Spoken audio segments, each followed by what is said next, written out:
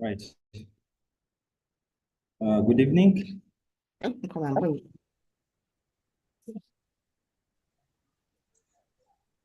Good evening, the online team. Yes, sir. Yes. I think we can begin. No. Hey, All right, last time. Kubira jump. Hata na bakuvaya zirete.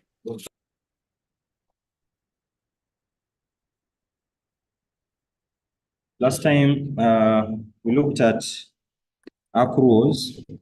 We introduced India adjustments.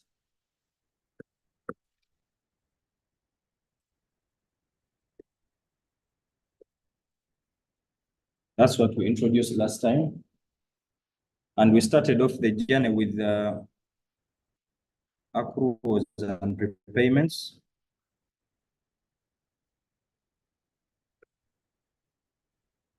So just a simple recap. We said that these are built on the concept or the principle that we call matching. It is built on the matching concept.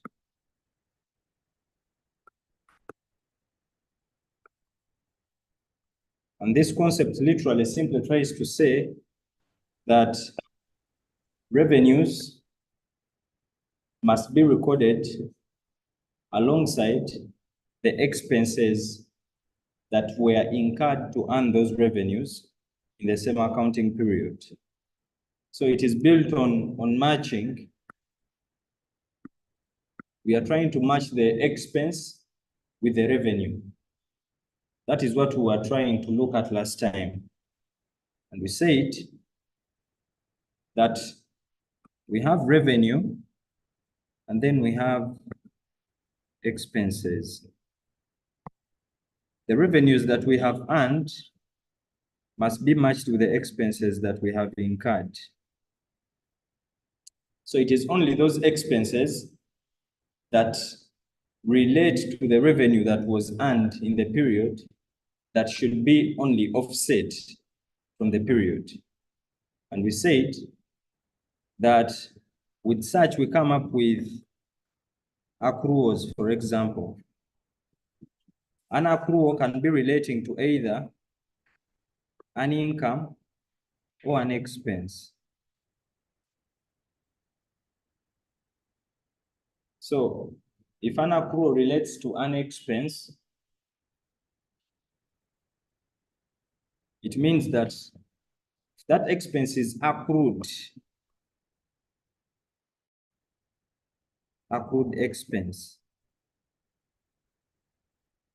an accrued expense. And it means that this expense has not yet been paid, or that expense is in arrears, or that expense is outstanding. It is not yet paid. So we agreed that if an expense is not yet paid, but it was incurred, there is no reason as to why we should push it to another period simply because you will pay it in that period. You paying in another period does not mean that that expense relates to that period. That is what we are trying to talk about. If you decide because of your own cash flows, you were a bit constrained and you pay an expense in another period, it doesn't mean that that expense relates to that what? Relates to that period. And we say as we are doing India adjustments, let's look, and specifically when you're looking at accruals and prepayments, let's have our minds addressed to the end of the reporting period. When we are preparing financial what? At the date when we are preparing financial statements. If you want to make this topic a bit easier, is as you are looking at it, you are at the end of the what? You are at the end of the year, the end of the reporting period when you're preparing those financial statements.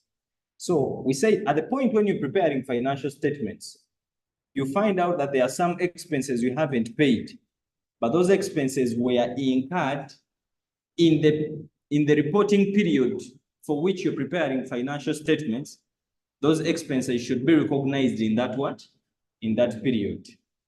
Because you record expenses in the period when they were actually incurred. That's what we looked at. And we said that expense, if it is accrued, then its double entry is we have to debit the expense. Isn't it so? We have to debit the expense account, implying that we increase the expense. When we debit the expense, it means that that expense is what? That expense is increasing, because expenses increase by debiting. So any amount that is given to you and that amount is not yet paid, has not yet been paid at the end of the year, it increases the expense for that year. Because the mere fact that you have not paid it, it doesn't mean that you have not incurred it. You incurred it, you have just not yet paid it.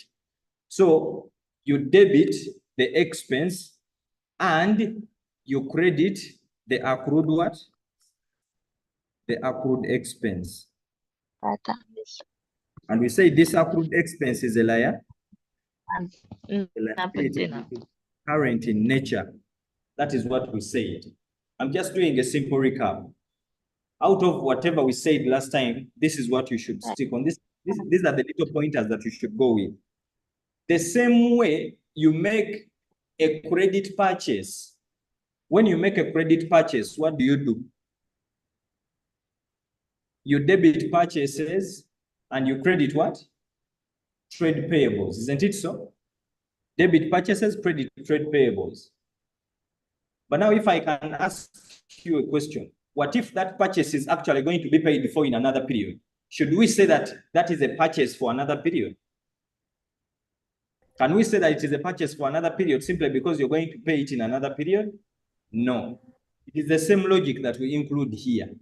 Okay?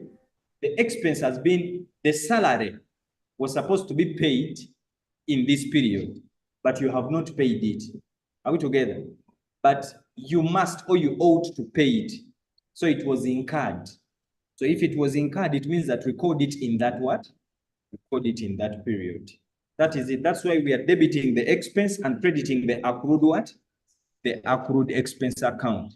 And by debiting expense, it means on whatever expense you have, that particular expense, if you had an expense in the trial balance, that expense you're going to include the accrual. Are we together? That is it. That is the meaning. And then you recognize the current liability in the statement of financial position. The expense in the trial balance is going to be increased by the accrual. The accrued what? Expense. And it is that total that you will take to the statement of profit or what? To the statement of profit or loss, like we shall say, like we shall see. That is it. But before I even go any further, let me also at the same time look at an accrued what? Accrued income. If the accrual is not an expense and it is an income, it means that that income has not yet been received. Are we together? It has not yet been received. Accrued expense, you have not yet paid it. Accrued income, you have not yet what? You have not yet received it, but you earned it. Are we together? The expense, you have not yet paid it, but you incurred it. Are we together? So the accrued income, you have just not received, but you earned. If you earned it in this period, the mere fact that you have not received the money relating to it does not mean that you shouldn't recognize it. Are we together?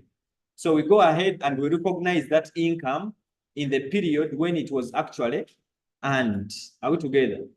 And because incomes have a credit balance, any accrued income must increase that particular income. Are we together? If it is a commission income, and that commission income has not yet been earned, it has not yet been received. Are we together? Meaning it is accrued. We earned it, we have not yet received it.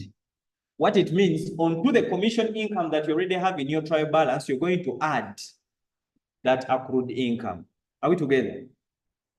Are we together, guys? We are simply recapping. So our double entry hence becomes, we credit the what? We credit the income account, that particular income. If it is a commission, you credit the commission. By crediting the income, it means that the income is what? Is increasing. Onto whatever income we had in our trial balance, this accrual is going to do what? To push it up, to increase it. But as it is increasing it, we are going to recognize a right to receive. Just like we recognize an obligation to pay in an accrued expense. So here we are going to say that we shall have an accrued what? Accrued income account. This accrued income account is a current what? Is a current asset because it is a right to receive. Are we together? Just like you have a trade receipt, just like you have a trade receivable. That is what we call an accrual. There is no big logic in it. We did a lot last time, T accounts and whatever, and I know T accounts can somehow try to make life a bit hard. But this is what we are trying to mean. Are we together? Then number 2, prepayment. If an expense has been prepaid, if the expense has been prepaid expense, if the expense has been prepaid, it means that that expense has been paid in what? Paid in advance. And for you to understand the word paid in advance, I said you have the reporting date at the back of your what? At the back of your mind. That the amount that you have paid in advance is the amount that relates to another reporting what? To another reporting period. We are preparing financial statements for the period ended, for a period of 12 months, ending 31st December, maybe 2022. Are we together? Those are the financial statements we are preparing. But you have paid an expense upfront in another year. That expense shall be incurred in that year. Are we together? Excuse me. That expense shall be incurred in that what? Because you had some extra and excess cash flows and you managed to pay that expense early, it doesn't mean that it actually relates to that what? It relates to that period. It relates to another what? It relates to another period, and that is the period in which it will be incurred. Are we together?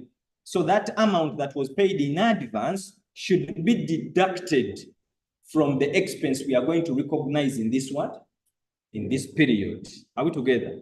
So that's why we said if it is a prepaid expense, our double entry is going to be that we are going to credit the expense. Are we together? Because if we are increasing the expense, we debit. If we are reducing the expense, we do what? We credit. So in this case, we shall credit the what? The expense, being rent, salaries, whatever you have paid in what? Whatever you have paid in advance. And the debit is going to be a right to receive. Are we together? Are we together, guys? A right to receive what? Economic benefit. Are we together? If it is a salary that I have paid in advance, I have a right to receive an economic benefit in terms of service from the person that I did what? From the person that I paid. Are we together? So that's why we are saying in this case, we shall debit prepaid what? Prepaid expense. We shall debit the prepaid expense account. And we say this prepaid expense account is a current what? Is a current asset. So in case we have a prepaid expense, reduce whatever amount of expense you have in the trial balance, reduce it by that prepayment. Are we together? It is the difference that you're going to record as an expense in your statement of profit or what? Or loss. Are we together? So meaning you're reducing, and then the reduction, the amount you have reduced from the expense is going to be taken. It's going to be taken where? In a statement of financial position as the current asset. That is it. If it is an income, it means that that income has been, if it is prepaid income, it means that the income has been received in what? Received in advance. And if the income has been received in advance, it means you have received before actually fulfilling the obligation. the obligations. Are we together? It's like you have an obligation to fulfill the obligations. Are we together? You have not yet earned it. It will relate to a period when you actually fulfill. Are we together? So that's why a prepaid income, you deduct it from whatever income you had in your trial, in your trial balance, deduct it. And you record a less income in your statement of profit or what? In your statement of profit or loss. And because it reduces income, our double entry, we say that we shall debit the income, isn't it so? Because the income is reduced, the income is reducing. Income increased by crediting. Okay? Incomes increased by crediting, and they reduce by debiting. So for a prepaid income, we debit the income and we recognize an obligation to, yes. Are we together? So we credit the prepaid what? Prepaid income. Because this is an obligation, it is hence going to be a current what? A current liability. Are we together? So whenever you're given a statement, prepaid income, know that that is going to result into a current liability. Prepaid expense, it is going to result into a current asset. Accrued expense, it is going to result into a current liability. Prepaid expense, it is going to result into, or accrued income is going to result into a current asset. Are we together? That is it. You have to just put it into a normal layman understanding and you will get it. But as you're working on, as you're thinking through them, please have the picture that you are at the reporting what? At the reporting period, at the reporting date. And that's why they are called end year adjustments, because you are at the end. So if someone says prepaid, it means that amount prepaid is relating to another period. You have not yet prepared the financial statements for that what? For that period. So that amount should wait until you actually prepare its financial statements for it to be included as either an income or an expense. Are we together? If it is accrued, we don't have to push it to another period. Recognize it in this what? In this period. Then in the other period, we shall just have to reduce cash or increase cash. Are we together? Depending on whether it is an accrued expense or an accrued what? Or an accrued income. Are we together? So that is it. That's what we are literally talking about.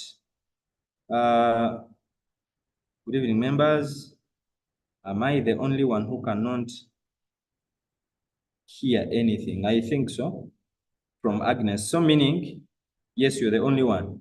So meaning, try to log out and log in again. Shamira. So guys, are we okay? I want to bring out something else. Is accruals and prepayments okay? Do you have a question?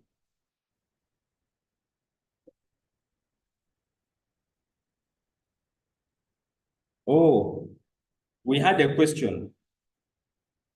Okay. It is okay. Let us revise it. Let us do only one bit in the shortest time possible.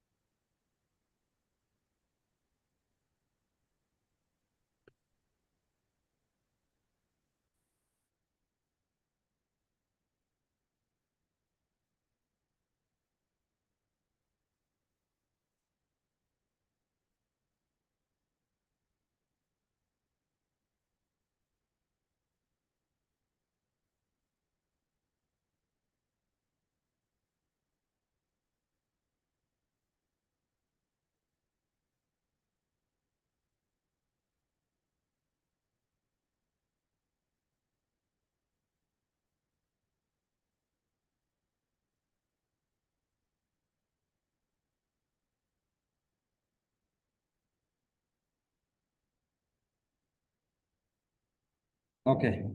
Someone say they sent me the solution. I didn't mark it in advance. Sorry about that. So it was saying the following balances were extracted from the books of XYZ on 1st of July, 2022. These are balances. So all these balances were opening what? Isn't it so? 1st of July, this is key. 1st of July, 2022, meaning those were opening balances. So if someone says electricity and gas, it had prepaid gas and it had accrued what? It had accrued electricity. So meaning at the start of 1st of July 2022, gas was prepaid by that much. Are we together? Gas was prepaid. And that prepayment is going to relate to the period starting 1st of July 2022 because it is opening. It was closing last period. And then the following transactions transpired during the period ending 30th of June 2022. Was this supposed to be 2023? Okay, 2023. It is a 2-year period, but this was supposed to be 2023.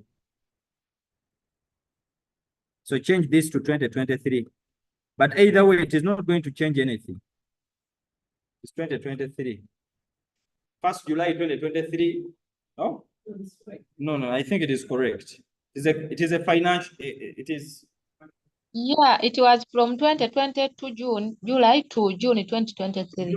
It is correct. Sorry about that. It is okay. It is correct. July 2022 to June 2023. That is correct. So the following transactions transpired during the year ended 30th of June 2023. And they are telling us that this much was paid for gas, and that much was paid for electricity, paid group personal accident insurance of that for 1 year, and insurance policy. The insurance policy would expire on 31st of December 2023. Received interest income of 6.9, general insurance of 3.1 was paid, rental income received was 8.8, and then insurance had over been paid. Insurance that, I think this was that. Insurance that had over been paid. Oh, no. Insurance had over been paid by shillings 228, which was refunded on 30th of what? Yeah, on 30th of April 2023. I think it is okay. And then the company had the following balances as at 30th of June 2022. These are closing what? These are closing balances. So these are closing balances. Then prepare the accounts. Which account specifically do you want me to prepare? Insurance. Eh? All of them. Okay, let's go in order. Electricity, gas, and then insurance, whatever we shall stop. But at exactly 7, I'm going to be switching out of this. Okay? Whenever 7 will find us, it will be the end of this discussion. So it depends on how fast we move. I suggest that we do that number together. Okay. Okay. Electricity and gas. Electricity and gas.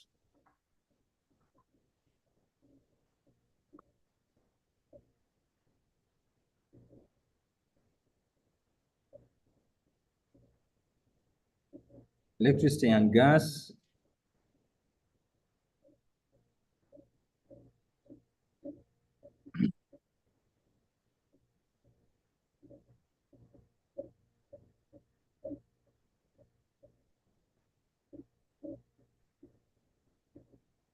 All amounts are in Uganda shillings. Okay. I'm going to be so general, okay? But you don't have to be as general as I am when you're doing the number. Electricity and gas is an expense, isn't it so? It is an expense. So any prepaid expense is an asset, not so? Any prepaid expense is an asset. And the opening balance of that asset shall be on the debit side. Are we together? So any opening, so prepaid electricity and gas, any prepayment is going to be on the debit. Are we together? And that is any prepaid brought what? Brought down. Are we together? Wait to write, guys. And any prepaid carried down is going to come on which what? On the credit side, but down. This is what we said, not so? And any accrued expense is a current liability, isn't it so? And liabilities have a credit balance. So any accrued expense and any accrued electricity and gas brought down is going to be here, and any accrued expense carried down is going to be on the debit. Is that okay? This is what we are going to be doing literally. And then we shall see where the payments are going to go. But I told you to wait because all this is illustrations. We are going to do the now. Okay. Let's begin. We are in electricity and gas. So look out for all transactions that relate to electricity and what? And gas. Do we have any opening balance relating to electricity and gas? Yes, we have prepaid what? Prepaid gas. We said prepaid gas, it is prepaid expense, not so? So it will be on which side? So prepaid.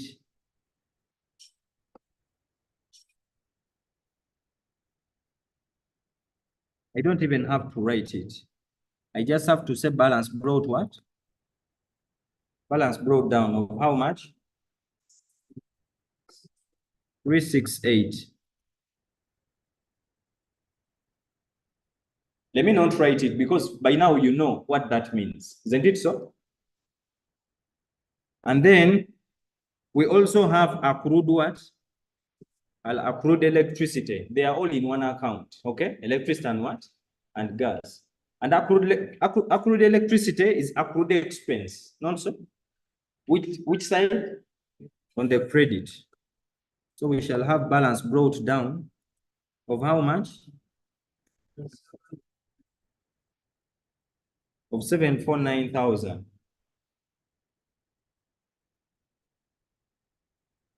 Are we together? Excuse So- me, sir. Yes, please. For example, when you put balance brought down, do we put balance brought down gas or we just leave it like that? Balance brought down is enough because already you are in that particular account's name. Okay? Yeah, we are in electricity and what? And gas. So you And me are yeah. saying brought down is enough. And the other thing, you're putting thousands and yet we precised them up. I didn't precise. You did. No, I didn't. Did I precise? I just put the currency that it is in shillings, but I didn't precise. Is it okay, Maureen? Yes, it's okay. Do we have any closing balance? And the closing balance is relating to what? We have accrued electricity. Accrued electricity, which side are we going to put it? Accrued, yes, it is a liability, but it is closing. Are we together? So we are putting it on the debit side down because it is a closing balance. And the logic is when you put it down, you will bring it forward on its right side. Are we together? So accrued electricity, yes, it is a liability, but we are putting it on the debit what? On the debit side. So balance carried down, and it should be the end of the ledger. 548. This is the balance that is going to close our ledger. Yes?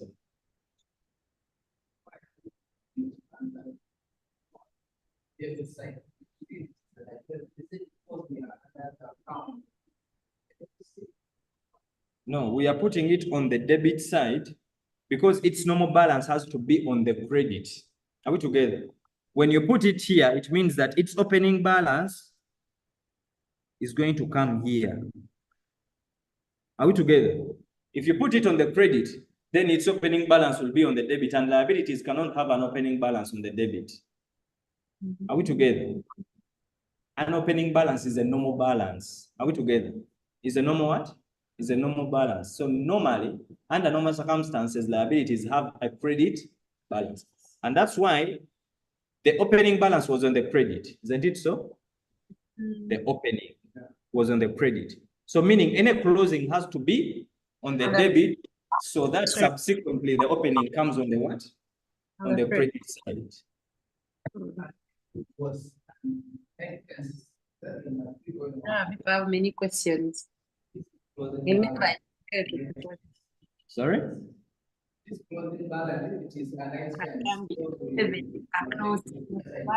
An expense cannot, at the end of the year,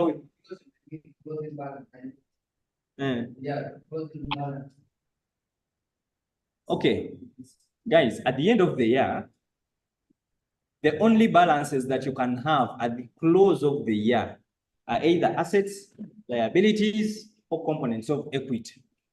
Are we together? At the end of the year, either an asset or a liability or a component of what? Of equity. Any expense and income shall not have an opening, or a closing balance, because its closing is like taking it to profit or what? Profit or loss, finished, no balances. Are we together? So these balances that you're seeing here are either assets or liabilities. Are we together? So this has been put here simply because it is a what? It is a liability. Are we together? And liabilities have a normal credit balance. Are we together? And they have, so if they have a normal credit, their balance brought down shall be on the credit side. Are we together? Then we have to cut it down on the debit so that we bring down on the credit. That is it. Once that changes, then it means it is no longer a liability. There's no longer a liability. What about the amounts for gas and electricity expense? I mean expenses, not aid. I failed to understand that question. Priscilla, you can maybe unmute and ask it. So accrued expenses of 548 we have included, not so? Then we also have stock of unused what? Stock unused gas. Now, which one is that? That is a prepayment. Are we together? We already bought it. It is not yet used. Are we together? It is prepaid. It is a prepaid expense. So if we have a prepaid expense, which side are we going to put it in? Whenever you have a prepaid expense, think, is it opening or closing? Are we together? This time around, this is a closing balance. It is at the end of the what? At the end of the year. So balances at the end of the year called the closing balances. Balances at the beginning of the year called opening balances. And opening balances must follow the balances of that particular element. If it is an asset, opening balance has to be on the debit. If it is a liability, opening balance has to be on a credit. Are we together? That is it. All right.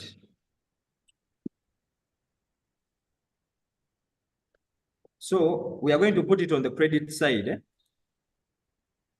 And we are going to say balance carried what? Carried down of 488. Okay. Is that fine? So we have recorded all our opening balances and we have recorded all our closing what? Our closing balances. So we need to record the transactions for the year, asking ourselves how much electricity and how much gas was actually what? Was actually paid. Are we together? Excuse me, sir. Yes, please. So it's like we are doing the opposite. Opening, prepaids are on the debit. And the other, the closing or the credit. Yeah, that is it. There is an opposite nature of double entry. Opening and closing cannot be at the same what? At the same side. Then that means the opposite nature is going to be, Oh, okay, yes. yeah, it will be violated. Are we together? Because of opposite nature of double entry, opening and closing can't be on the same side, all of them looking at the same item. So if it is a prepaid expense, it cannot have an opening balance on the debit and it also has a closing balance on the debit, then that is wrong. Are we together? Because of the opposite nature, if opening is on the debit, closing must be on the what? On the credit. And the logic is one. Closing will be on the credit so that the opening comes back on the what? On the debit side. Are we together? That is the logic. Because the opening balance is the normal what? The normal balance of that particular item. So how much was paid? We paid gas of 3.9. What is the double entry when you pay an expense? You debit the expense, credit cash or what? Cash or bank. So we are going, for gas that was paid, we are going to debit this account.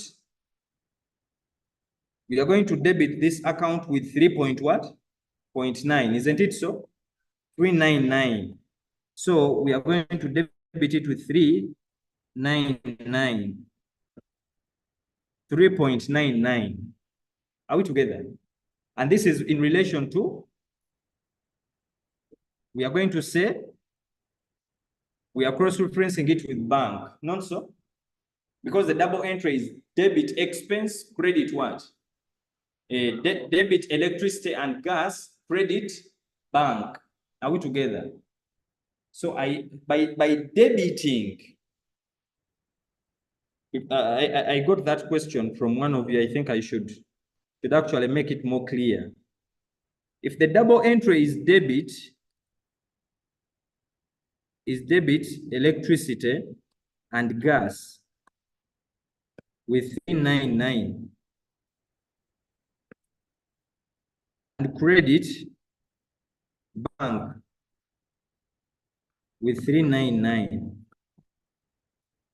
If we said debit electricity and gas, this first one here that you're seeing here, debit electricity and gas, it means go to the electricity and gas account. Are we together? Go to the electricity and gas account and debit it. Are we together? Debit that account with how much? With 3.9. So we have come to the electricity and gas, we have debited it, recorded it on the debit what? On the debit side with 3.99. The wording here that we are using is a cross-reference, correspondence. Are we together? Correspondence. That you paid this electricity and gas using what? Using bank. So we use the word bank as we are debiting the electricity account. Are we together?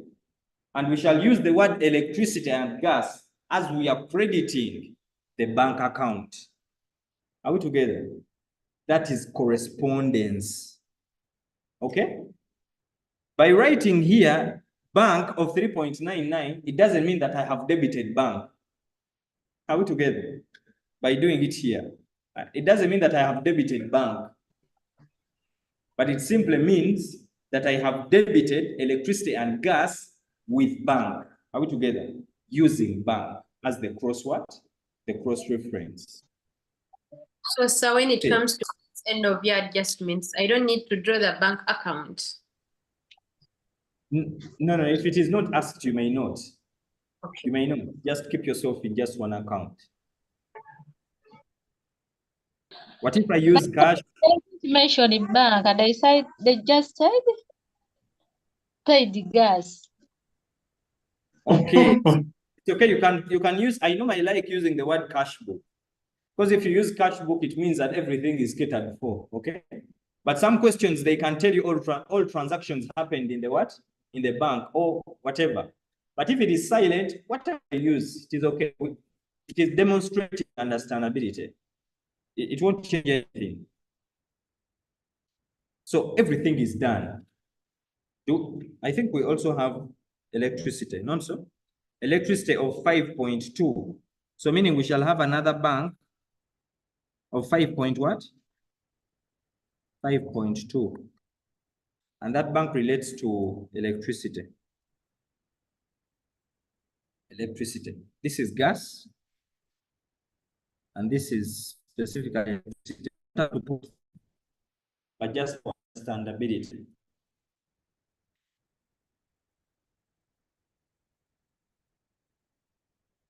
Okay. Are we together? So after doing this, everything has been included in that T account. And what else? You just have to do what? To balance it off. Ascertain which side is greater. It forms your balances down, your balancing figures down. Okay.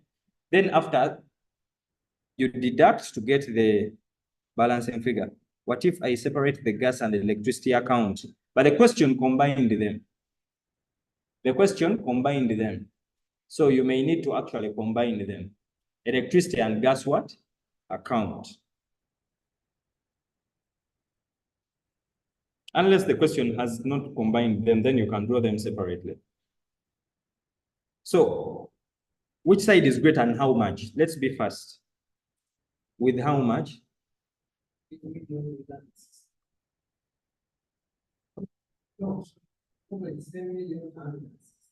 is 1 10. million debit side. Debit side 1,106,000. Eh? 1,106,000. Can't be one. We have a 5 and a 3. You put a 0 in between 6 and 1.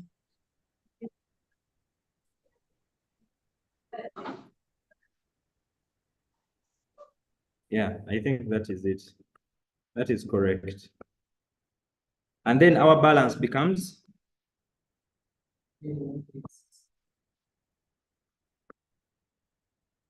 It is 8869.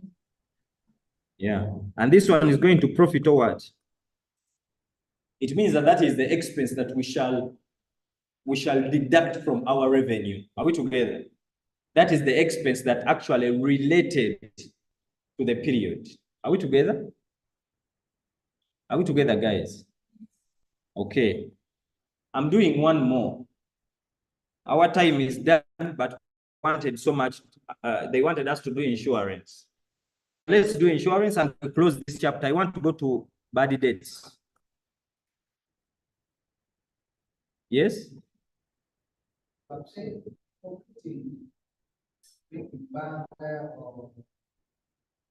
The debit side doesn't mean that you have credited it or follow the following ways. Credit.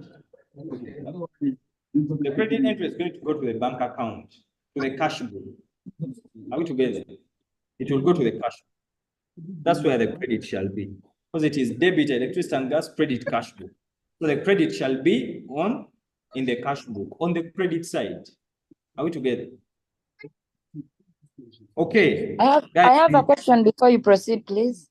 Yes, it is okay. We said that all expenses are always on the debit side. So doesn't this mean that electricity and gas was overpaid by that much? By how much? By 8,869,000. It was overpaid. Doesn't it mean like that? Because it is on the credit side. No. That is not what it means. That is not what it means.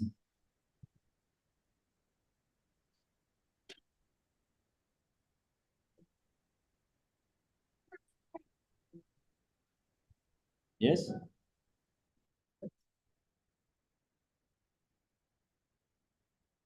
Hmm?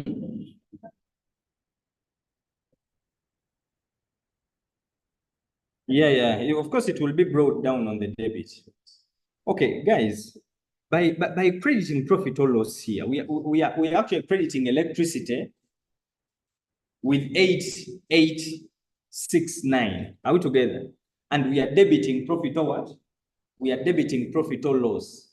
It's like we are derecognizing the expense and reintroducing it in profit or what? Profit or loss. Are we together? It remains the same expense, because by debiting profit or loss means expense. Are we together? Someone says debit profit or loss, it means that is an expense. Profit or loss has two things, two elements, incomes and what? And expense. So if someone says credit profit or loss, it means income. If someone says debit profit or loss, it means expense. Are we together? So we are crediting electricity and debiting profit or what? And debiting profit or, this is what it means. Because if we put profit or loss on the credit side of electricity, it means that the double entry shall be complete in the profit or loss account on which side? On the debit side, isn't it so? So we are saying like remove, it's like we are carrying the electricity and gas amount and taking it to profit or what? To profit or loss. It doesn't mean that this was overpaid. Are we together? That is not what it means. Actually, the overpayment is illustrated by that. Isn't it so? The overpayment is illustrated by the 48 what? By the 488. That is the overpayment. Aisha, is that okay? Yes, please. Yeah. For us maybe to understand it, I don't want to draw a T account of profit or loss really. It is not necessary, but profit or loss is the income statement. So it's like we are carrying the electricity and gas figure, taking it to the income what? Taking to the income statement as the expense. Okay, guys, let's shift. I don't want to seem like I'm rushing. I want to move speedy, but as we are also understanding at the same time. So, notwithstanding my speed, kindly ask whenever you're not what? Whenever you're not understanding something very well. Okay, insurance. To start with, is this an expense or an income account? Insurance is an expense, not so? So, any prepaid expense is a debit, current asset. So insurance, do we have an opening balance on insurance? Yes, and they were even a bit lenient. They told us that it is what? Debit. It is debit, so it was prepaid insurance, 4640. Excuse me, sir. Yes, please. If there wasn't debit or anything, it was insurance, that amount. No, they can't do that. That can't happen. They have to tell you whether it was prepaid or what? Or accrued. Yeah. So ideally, that debit means that it was prepaid what? Prepaid insurance. So let's run to the closing balances. How much insurance? Do we have any insurance out? Yes, we have outstanding insurance. Which side are we going to put it? Debit. Credit side. Hey, debit, credit, debit, credit. Credit. Outstanding insurance is a liability. It's accrued insurance. This is the closing balance. And liabilities cannot have a closing balance, a credit closing balance. Are we together? They have an opening credit balance, but not the other way around. Are we together? If this 1166 was opening, it was going to be put on the credit side. Are we together? But because it is closing, we are going to put it on the on the debit so that at the start, the opening goes back to the what? To the credit. So this is going to be balance carried what? Balance carried down. Is it 1166? I hope we understand it, guys.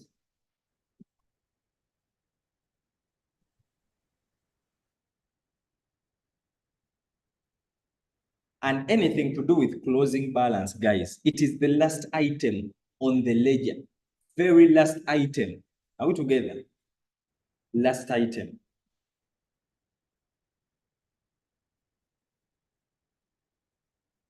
So what transactions transpired for the period relating to insurance? Transaction C, they paid group personal accident what? Insurance.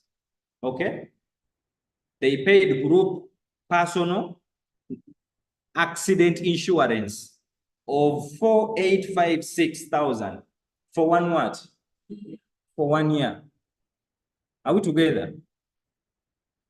The insurance policy would expire when?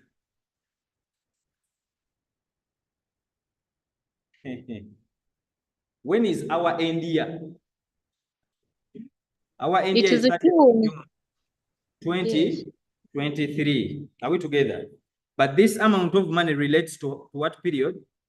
To 1 year. Are we together? To 1 year. And it is expiring 31st December. Meaning there are some months that we are paid in what? In advance. Are we together? So 4,856 divide by what? By 12 to get the monthly, not so? What do we get monthly? How much is the monthly insurance?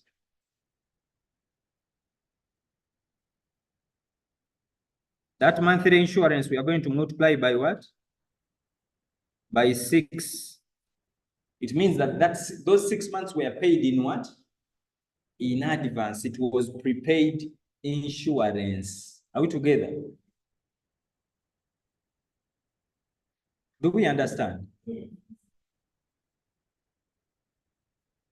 Insurance was for 1 year, but it was expiring when? 31st of what? Of December 23. Our end year is 30th of June. Are we together? So meaning 6 months up to 31st December, we are paid in what? In advance, we are prepaid. So we have prepaid insurance at the end of the what? At the end of the year of how much? 2428. 240? 2428.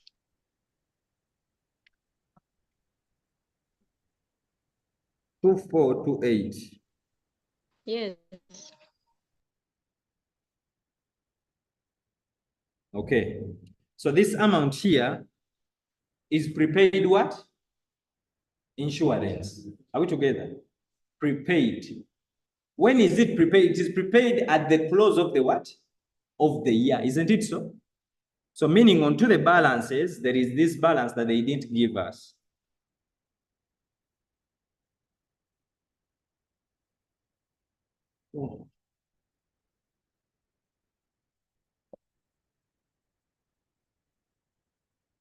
So we have a balance carried what? Carried down of 2428.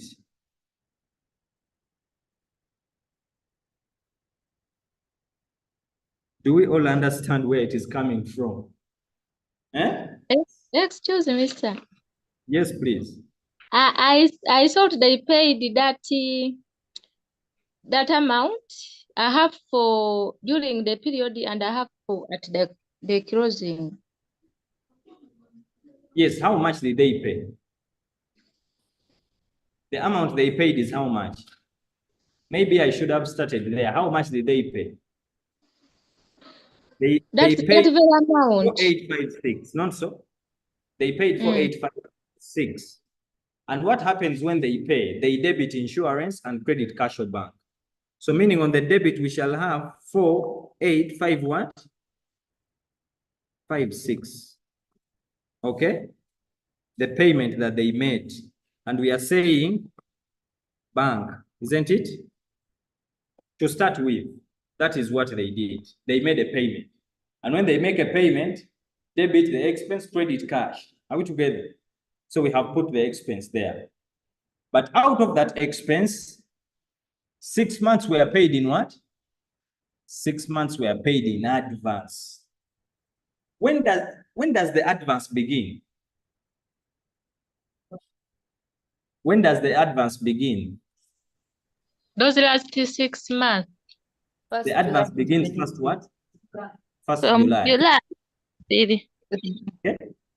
It That's what begins on 1st of July. 1st of July. Are we together? Yes. That's where the advance begins. So meaning that advance was created on 30th of June. Are we together? And when you pay an expense in advance, what do you do? Prepaid expense. What is the double entry? Yeah? At the end of the year. Prepaid. We credit expense. We credit the expense and debit prepaid. And debt prepayment. Are we together? This is the entry here. Okay? Yes.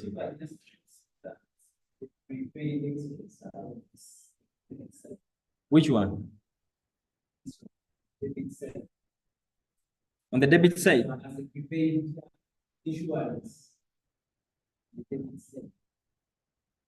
Which one? This 2,428,000. And you put it where? As a payment.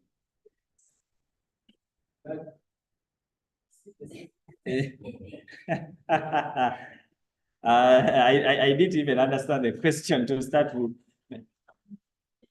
Yes.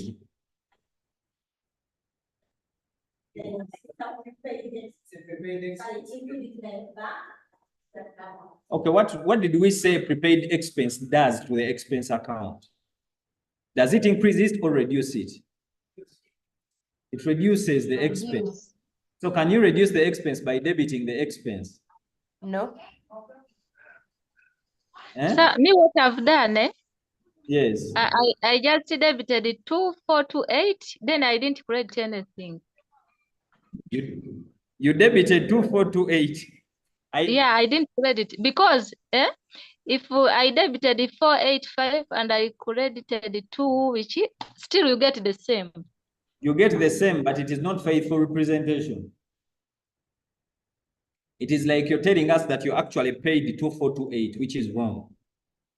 Are we together? And if you do that, it means that at the beginning of the next period, you won't have a balance. Yet in actual sense, at the beginning, which is on 1st of July, I have a balance which was prepaid of 2,428. So your way of doing shall not create a balance. Yet that balance will be there at the start of what? So meaning your assets will be understated. Your assets will be understated because the prepaid expense is an asset. So for you won't have a balance carried down, which is a prepaid expense. Are we together, guys? I don't know if you understood her question. Or I first illustrate it. Let me illustrate it in another color. Let me use red. She's saying, instead of doing this, she comes here and says 2,428 what? 28. 2,428. Are we together? This is it. I don't know if you're saying bank or whatever. I don't know. Maybe bank. Okay. Now, what does this mean? To start with, you're communicating. It's like you're telling us that you actually during the period you paid insurance worth 2,428, which is wrong. Are we together? That is not correct. The insurance was actually something different. But also, This balance here, you won't have it. Are we together? So meaning you'll have nothing to bring down in the next period. Are we together? So it's like you're saying that the entire expense that was paid actually related to that what? To that period. You're de-recognizing the expense that related to another period. Excuse Are we me, sir. together? Yes, please. Even me, I would have done the same as she did. But my argument is, for example, the expenses, we always recognize the expenses we incurred in that period. And that's what we are looking for.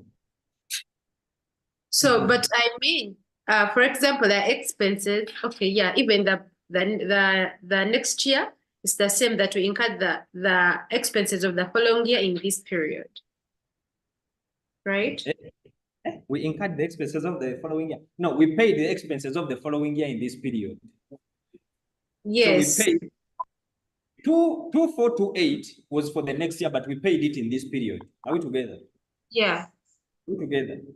So ideally, these control accounts, guys, their work is to give us which expense was actually incurred in the period. That is the work. It Are we is like together? this, eh? Yes. We paid 2428 during this period and 2428 for the other period. Yes. That is it. We paid 2428 for this period and 2428 for another period. Are we together? But what you're trying to logically bring out and trying to make in your heads is what the T account is supposed to do for you. I don't know if I've answered you. You're trying to make sure that you logically bring it out in one transaction, but the T account is supposed to give it to you, putting into consideration everything. I don't know if I'm explaining it well. Because if you're saying 2428 is for this period, that is okay. So we are going to recognize 2428, but in only that transaction. Are we together for this expense? How about the rest of the transaction? How about these balances? What are you going to do for them? I don't know if you're understanding me. You're having balances that are prepaid. You're having balances that are accrued. Okay? All those balances are there. But for you, you're just concentrating on one line for the period. So after you making a judgment that it is 2428 that related to this period, how about the rest? So meaning you also have to logically say the opening was a prepayment. Are we together? Which is 4648. And that opening is going to be deemed as though it is going to be incurred in this period. So you're also going to add it. Now that is the work of someone who doesn't want to do a T account and they just get a calculator and they start thinking things out. Are we together? But this T account is supposed to do that work for you. I don't know if you get it. I know it is a bit confusing, but that is it. You get? Yes, let's continue. No, I want to continue when everyone is at least okay. Yeah? Okay, okay. My question is simple, please. Yes. Now, if we are opening for July, which balances do we take? Because at least I've seen for both accounts, we have two balances carried down. So which balances are we taking if we are to open July? There are two balances, but relating to different things. This balance here is a prepayment. Yes. Okay. And this balance here is an accrual. An accrual. So both balances. Can we will have come both? this period. Can we have both in? Yes, in July we shall have a balance brought down of 1166,000, and we shall also have a balance brought down of 242 what? 2428. Okay. So it's like you're telling us in July that I started with some expense that I had paid in advance, okay, of 2428. If you hadn't recorded it, it means that you would never have that what? You'd never have that balance. And hence also, since we are at the end of the year, these balances here, guys, at the end of the year, they are representative of either you're having an asset or a liability. So not putting that balance, it either understates an asset or a or a liability at the end of the year. Are we together?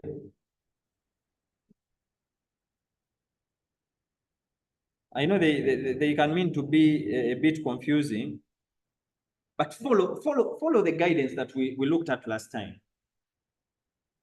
When an expense is actually paid, when you pay, the minute you make a payment, debit expense, credit, cash or bank, full amount, that is it, not so? And then you're going to, at the end of the year, assess whether you have made a prepayment or a what? Or an accrual. And we made a prepayment of 2428. And the prepaid expense at the end of the year is recorded on the credit side. On the credit side. That is it.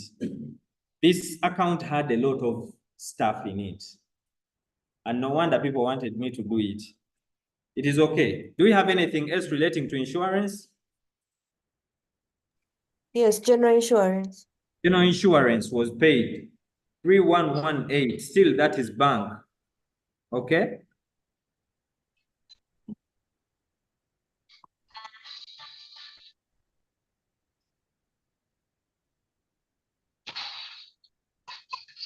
Then do we have anything else? Insurance? Yes. Refund. Insurance had over been paid by shillings 228. Are we together? It had over been paid. Now it is being refunded. It was being refunded. Question is, when you pay, what do you do? When you pay, you debit insurance, credit, bank. Not so. When it is refunded, debit, bank, credit, insurance. Flip it. So meaning, we are going to have bank here. So we are crediting insurance with the word bank. Are we together? The double entry shall be complete in the cash book on the debit what? Because they are refunding us, we are receiving money. Are we together? But because we had over-recognized it on the debit side, we have to pass an entry on the credit to remove it. That is 228.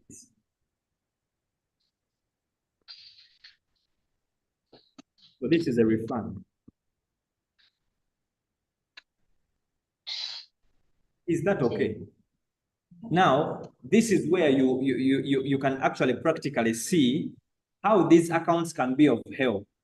When you have these many things, trying to think them through using a calculator will just make your head blast. Are we together? Just put them in a T account. The T account is going to do everything for you. Okay? So you'll be able to get which expense you're going to take to the statement of profit or what? To the statement of profit or loss. Very well. Without any hassle. Are we together? The online team, are we together? Yes. Yes, we are together. We can continue, sir. Okay. I don't know because we can continue. It's like, let's continue. So I hope continuing is okay. We have understood. Let's continue. Yes, me have understood. Okay. So what is our balancing figure here that is going to profit or loss?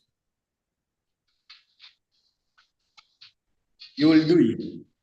Not so? You will do it. Eh? The totals 13780.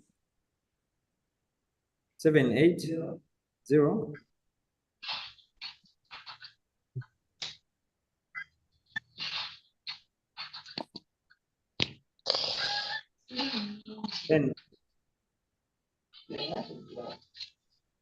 what is the balancing figure?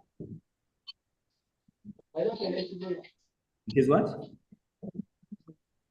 11. 124.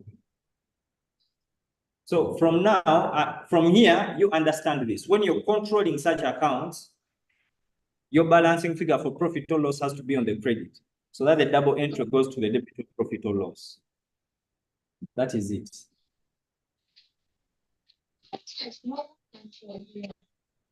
Excuse me. Yes, please. My question is this figure for profit or loss. When we debit it, that means that's the actual amount we spent of insurance that year. Not spent. That is the actual amount incurred. Incurred, yes, incurred. Yes, yes. Yes, that is the actual amount incurred of insurance in that year, not spent, because spent is paid, not so. Yeah. So the Thank you. 1124 is the actual insurance that was incurred, that is going to be mixed with the revenues or incomes of that period. Okay, makes sense. Thank you. You're welcome.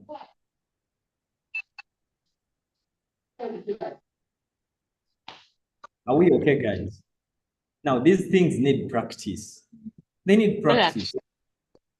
However much you have understood them now, if you don't practice them, you won't get them. And for you to make logic out of them, when you practice and practice and practice, the more you do these numbers and you think about them, they will make sense. Because you see, double entry is not okay? Double entry came, guys, let's mute. I think this is Priscilla. Double entry came to replace plus minus. Are we together? It came to replace plus what? Plus minus. And I saw very many of us here wanted to go back the traditional way of plus what? Plus minus. Very many of us wanted to go back to plus minus. Let's mute. Namolondo Priscilla, please mute. Priscilla, kindly mute.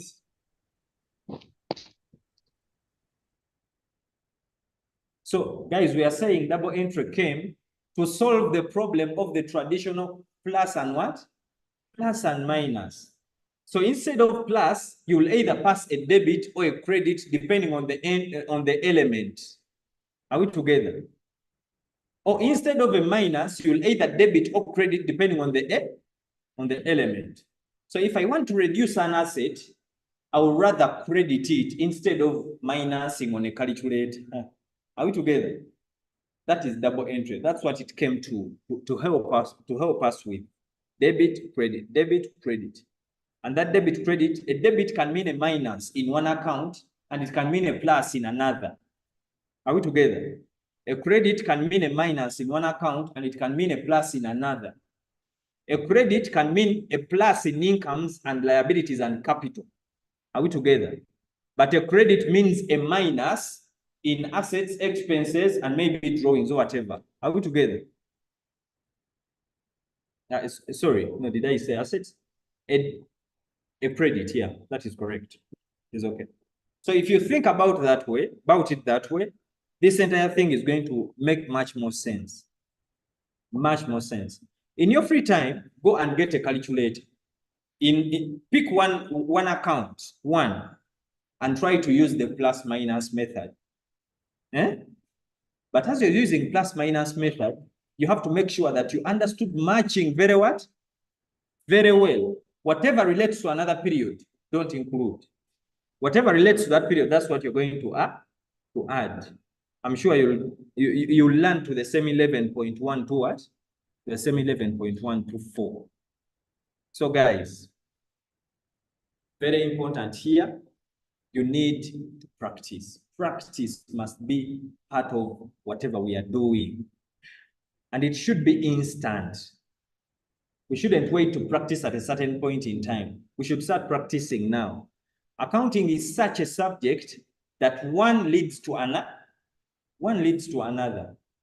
So if you haven't practiced this one, then they are going to pile and you're not going to understand very many more to come.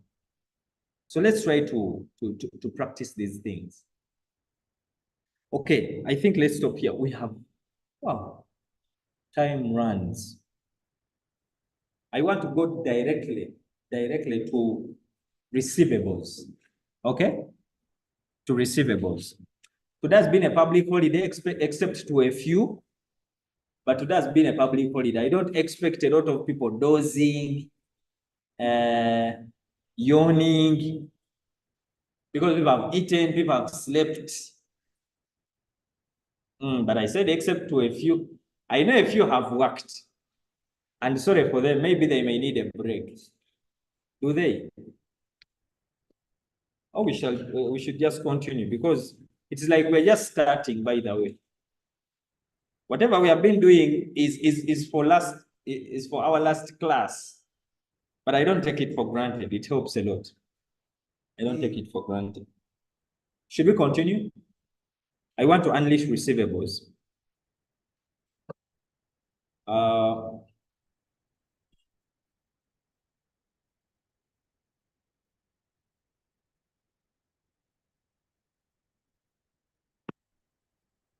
Receivables.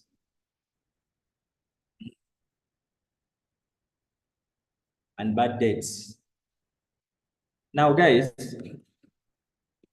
and if accruals have been had,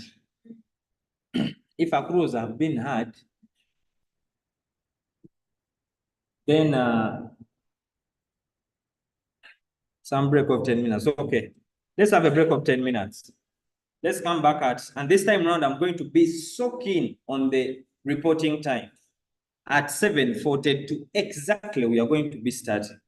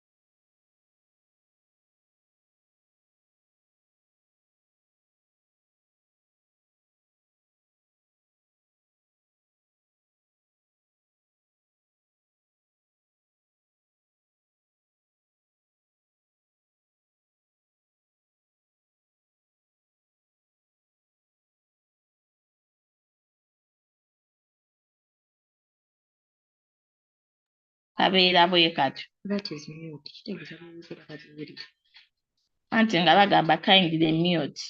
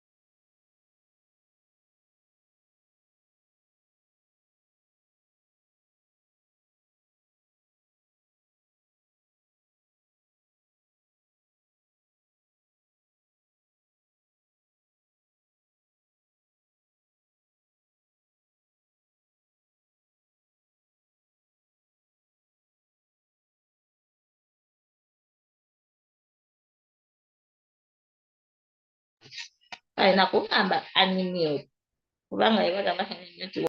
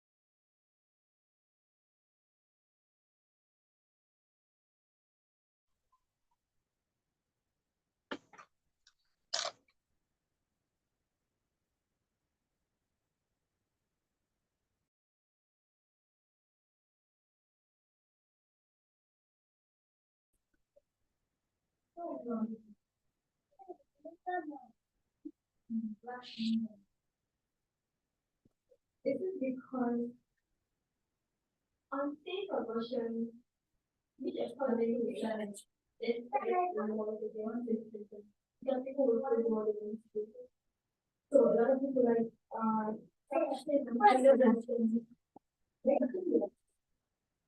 it's not this.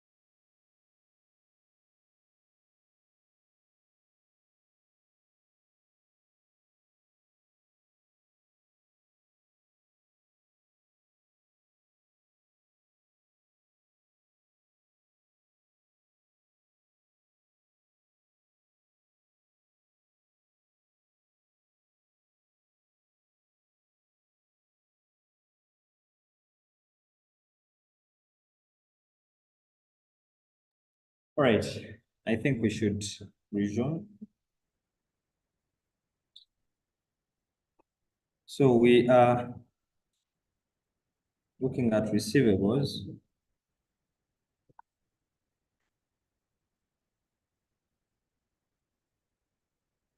And bad debts.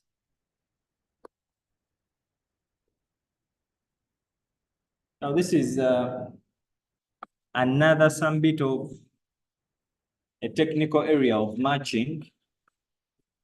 There is matching here, but most of the people don't usually see it as matching, but it is matching. And this starts with,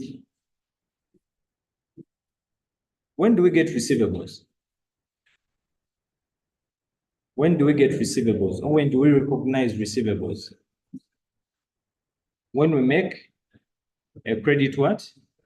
A credit Sale. sale. So upon a credit Whenever sale, we make a credit sale, when a credit sale is made, which entries do we pass?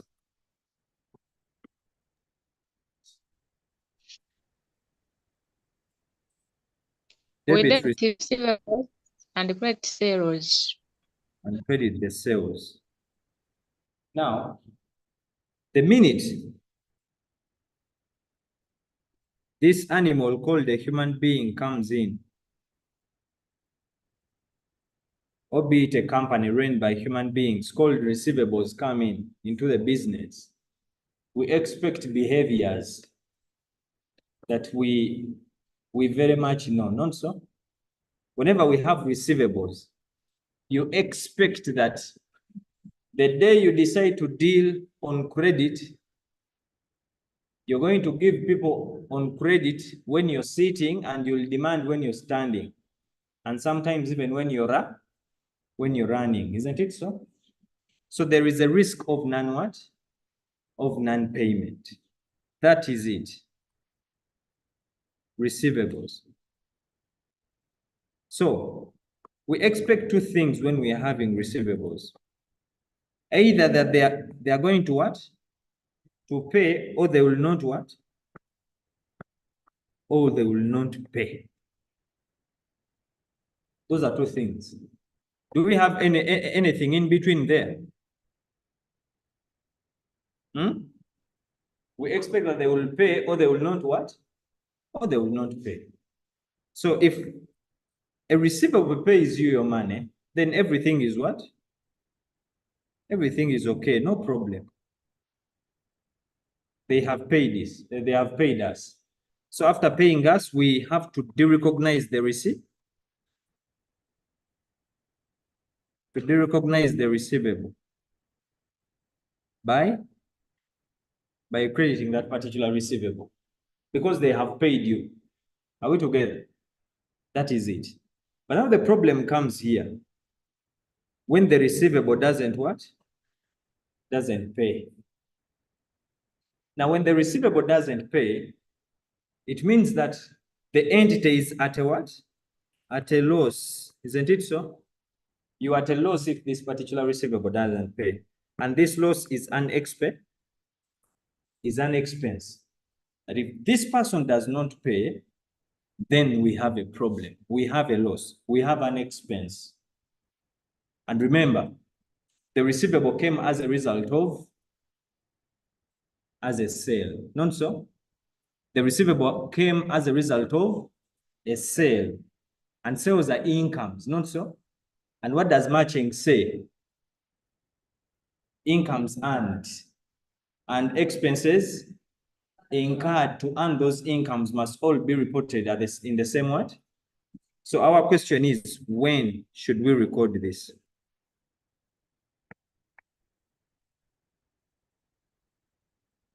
Do we get the question? They have not paid.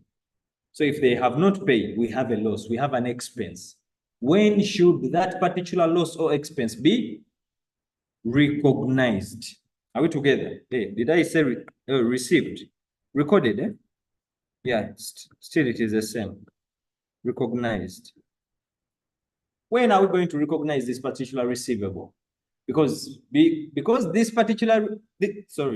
this loss called a bad debt that has come in is in relation to an income that we recognized, then it is prudent that the risk of non-payment of those people should be matched with the revenues that they actually relate to. Are we together? The risk of non-payment should be matched with the revenue that that risk actually relates. That is where matching comes in. Are we together? We are going to see that. I know for now it is seeming to be a bit far-fetched. But when we look at a receivable, we have a risk of those people not paying. So we get what we call a bad what? Get what we call a bad debt. A bad debt, it is an uncollectible amount or an unrealized receivable, a receivable that will never be realized. Are we together? A receivable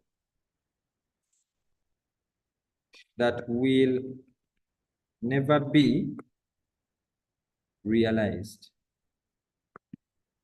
meaning uncollectible amounts.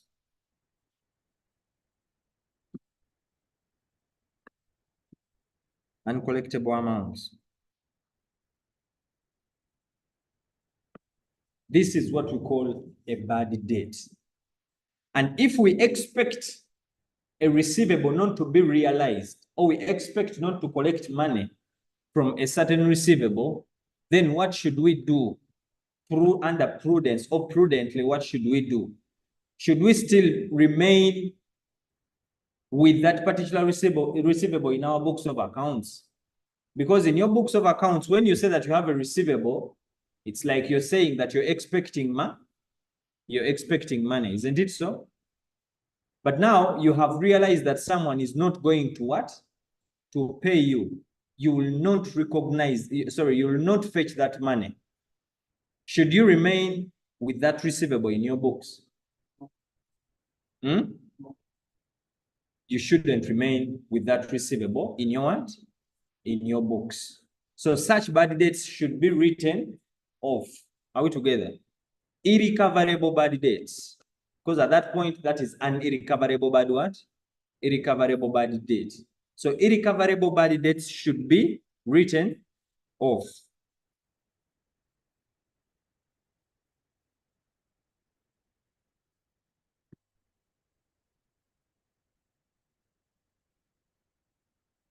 Should be written off.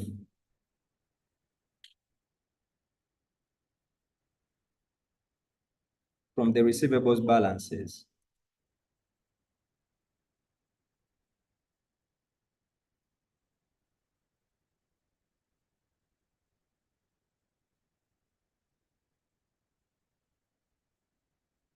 So we write them off. And what happens when we write off a bad debt? An uncollectible amount. You have written it off. We say that is a loss or it is an expense. It is an expense. So in the period when that write-off has occurred, in the period when the write-off has what? Has occurred, we recognize an expense. We recognize an expense. So we recognize an expense in the period the write-off is made.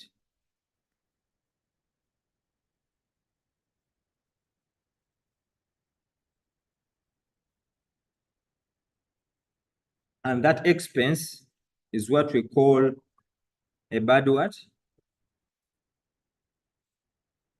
The expense is called a bad what? A bad debt expense. Bad debts expense. So our double entry being, since it is an expense, all expenses are what? All expenses are debited.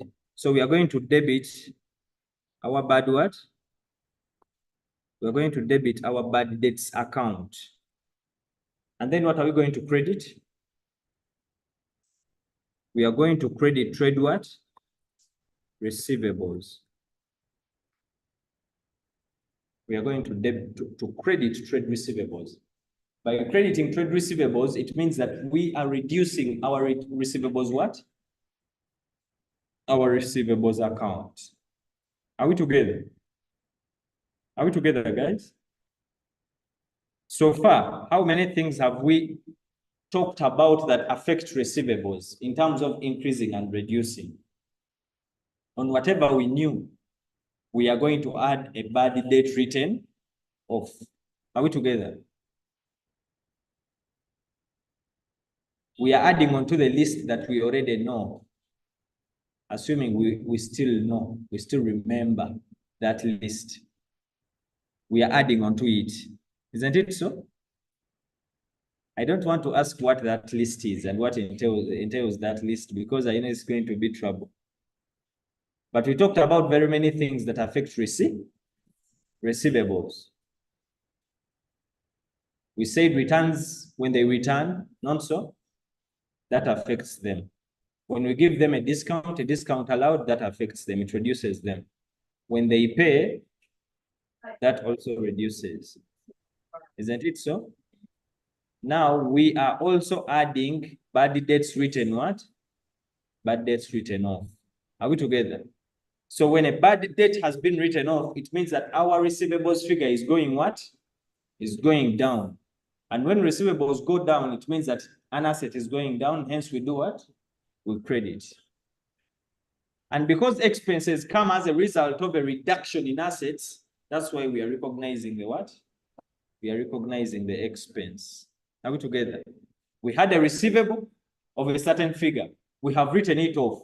The minute you write it off and you don't recognize another expense anywhere, that reduction in that asset becomes an expense. That is the definition of an expense in the conceptual framework. Isn't it so?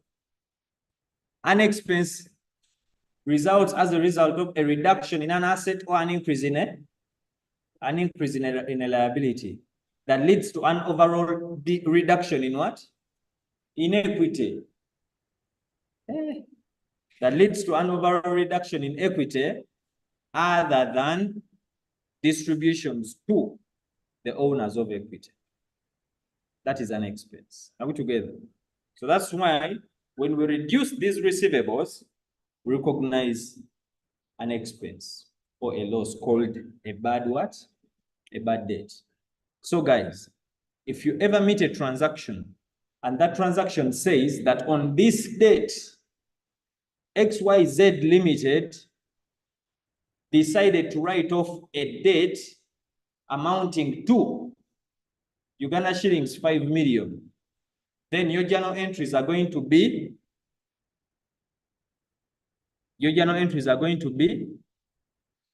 you debit bad debts with how much? With 5 million, and you credit what? Trade receivables with how much? With 5 million.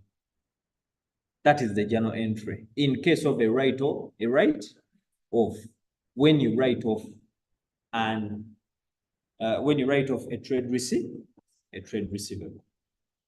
Are we okay so far where we are? Because where we are going, this is now the most tricky bit in trade receivables and bad debts. So far, are we okay? The online team, are we together? Yes, we are together. Yes. Right. So, if you're to look at this critically, you may make a sale now and you write off tomorrow. Are we together? By tomorrow, I don't mean encha. You know the tomorrow, the English tomorrow. Tomorrow you will die. Are we together? Such that tomorrow. You understand the tomorrow I'm talking about? You may make a sale today and tomorrow you write it off. Okay. So what do I mean in an accounting perspective? That you may make a sale this year. Are we together? And then you write off the next what? The next year. I don't know if you get. So if you keep only looking at writing off, waiting until a bad debt doesn't pay for you to recognize an expense, then you are a bit violating matching. Are we together? Because what you have actually written off in the following year relates to some revenue or income that was recognized in the previous what? Let me repeat, and I want you to listen very carefully. If we are to keep waiting until a trade receivable says that, until we say we cannot recover for us to recognize an expense, then it means that you're going to be violating matching. What does matching say? Matching says that if you have earned a certain revenue, any expense that you incur to generate that revenue, both of them must be recorded in the same what? In the same period. So if I made a sale of 10 million and 2 million has not been recovered, I recognized the sale in 2022 and I'm writing off in 2023. So I'm going to recognize the expense in 2023. Is that proper matching? I don't know if you're understanding my question. To start with, if I make a sale, if my sales for the year 2022, if my sales are 10 million, okay? In case out of this 10 million, there is a certain amount that I'm not going to recover and it forms an expense. That is an expense that has been incurred whilst generating income of 10 what? Of 10 million. And hence, because of matching, that expense should be recorded in the same period when I recorded the 10 what? The 10 million. Do you understand me? Eh? That is how it's supposed to be done. But under normal circumstances, I may make a sale in 2022 and I realize that it is unrecoverable in 2020 what? In 2023. Are we together?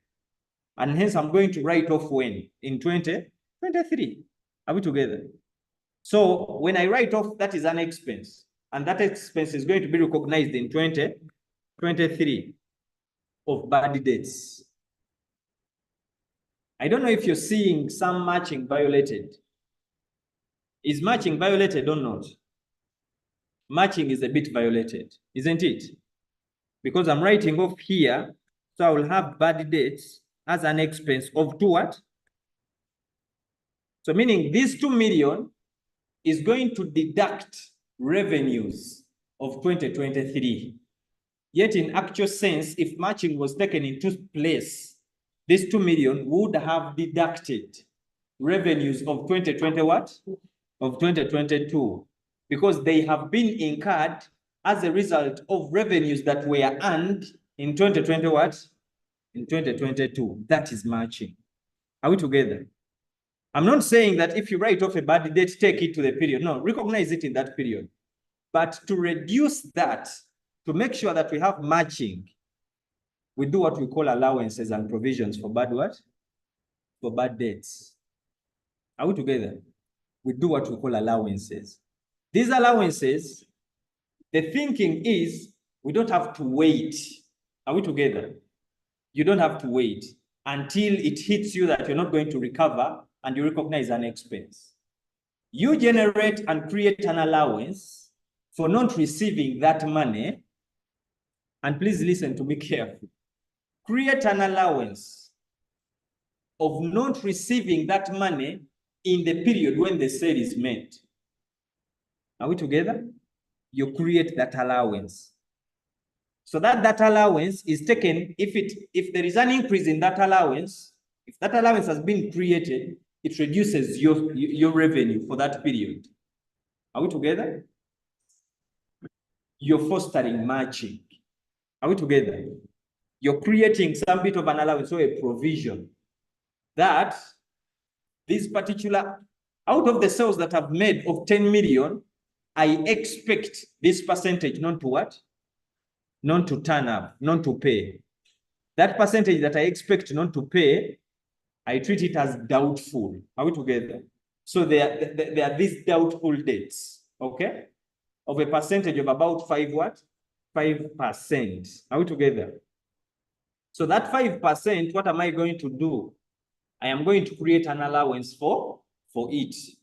When I create that allowance, I will treat it as though I have not received it. So meaning I will create an expense for it.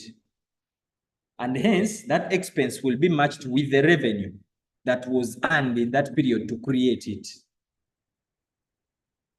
Are we together? Are we okay, guys? Oh, I'm speaking in tongues. Excuse me, sir. Yes. I'm going to give it, I'm going to ask in a form of an illustration. Yes. For example, we are in 2022. I made a sale of 5 million. Sorry? But I said, for example, we are in 2022. I made a sale of 5 million.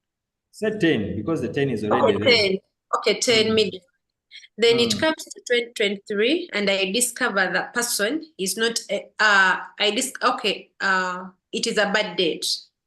And I'm recording books of 2022, the period of 2022. Do I come and deduct that the sales that I made in 2022? When you're already in 2023, is it what you mean? Yeah, okay, it is like I'm preparing my statements at the end of financial year 2022. Yes, you're already in 2023. That's when you're preparing the financial statements. Oh, yeah. Yeah, Okay. that is. Okay, your question is a very nice question. Okay, it's a very nice question, but it has a component of a standard in that I don't want to talk about now. That is called events after the reporting period, IS10. Yeah, I don't want to introduce it now because we are at the basic and foundation level. Okay. So I don't want to go into whether that is an adjusting event or not. But what we are saying here, and take it as basic as it is, okay? Take it as basic as what? As it is. We are preparing financial statements, okay? Of the year 2022. Are we together? We are preparing financial statements of the year ended 31st December 2022. Of course, you cannot prepare those financial statements in 2022. You will prepare them in 2020 what? You will prepare them in 2023. And there are events that happen as you're preparing those financial statements. And those events, some of them, they depict scenarios that actually happened in 2022. That's the source of her question. Though I'm sure she didn't have that at the back of the of her mind. So her question is, should we go back and we amend? Or should we incorporate that into what happened in the year 2022? Now, that will depend on whether the event is either adjusting or non-adjusting. I don't want to go there. But for now, let's be basic, okay? What I'm saying is the matching we are looking at the point in time is if we have recognized revenues of 10 million, if we have recognized revenues of 10 million,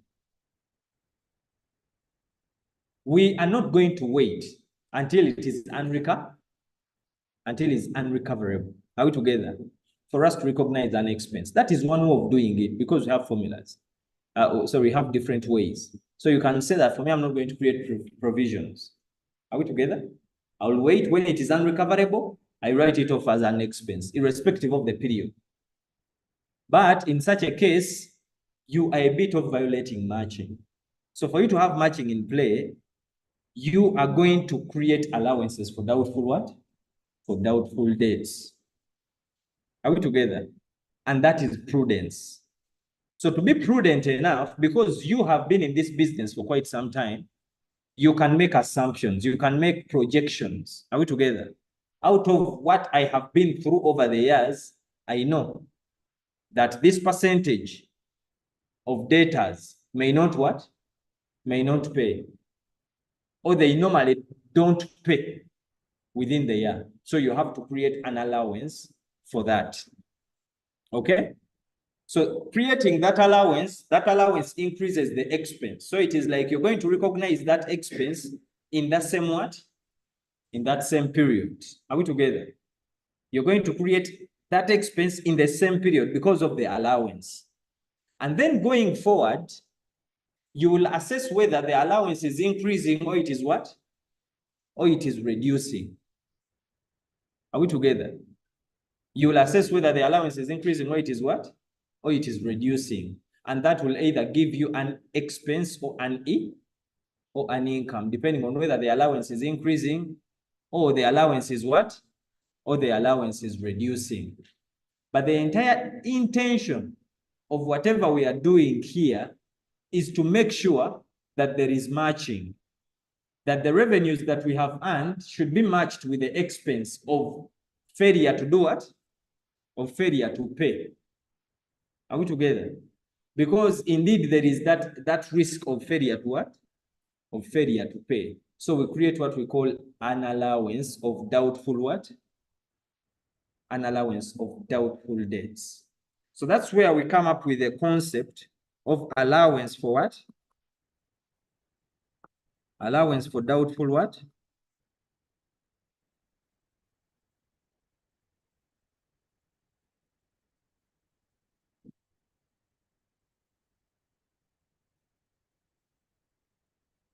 Allowance for doubtful debts. And how are these allowances actually arrived at? There are different ways of coming up with allowances for doubtful debts, but they won't ask you how many ways of arriving to this. The issue at this level is, do you know how to treat an allowance for doubtful debts? Because the question will come giving you the allowance. So you should know how to treat the what? You should know how to treat the allowance. Are we together, guys? So there are different ways of creating these allowances. These allowances can either be created based on a percentage of sales that have been made in the what? In the period. So someone just says that if I've made sales of 10 million, I'm going to create an allowance of 5 what? Of 5 million. Are we together? Sorry, of 5%. So I'll be creating an allowance of 5% of my sales for the period. That is one method. Another method of coming up with allowances for doubtful debts is using the aging analysis of trade receivables. Aging, yeah? Because a trade receivable comes and then you start knowing its age. Its age, it depends on how many days, how many months has that receivable taken without what? Without paying. So someone can create an allowance for bad debtors beyond 12 months. Are we together? So bad debts beyond 12 months, I create an allowance for failure to what? To pay, because there is a risk that those people, if they have not paid me within 12 months, then I may not receive the what? I may not receive the money. So I create an allowance for it, okay? But the intention of allowances for doubtful debts is to make sure that we are matching the revenue that we have earned with the expense of a bad what? With the expense of a bad debt. Are we together? So when the allowance has been created, upon creation of the allowance, the following entries are made. Upon creation of the allowance,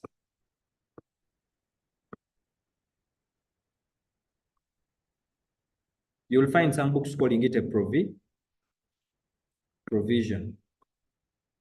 When a provision or the allowance has been created,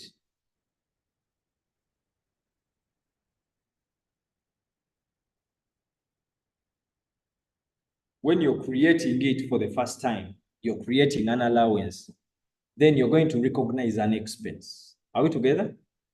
You're going to recognize an expense. So meaning you're going to debit your profit or what? You're going to debit your profit or loss account.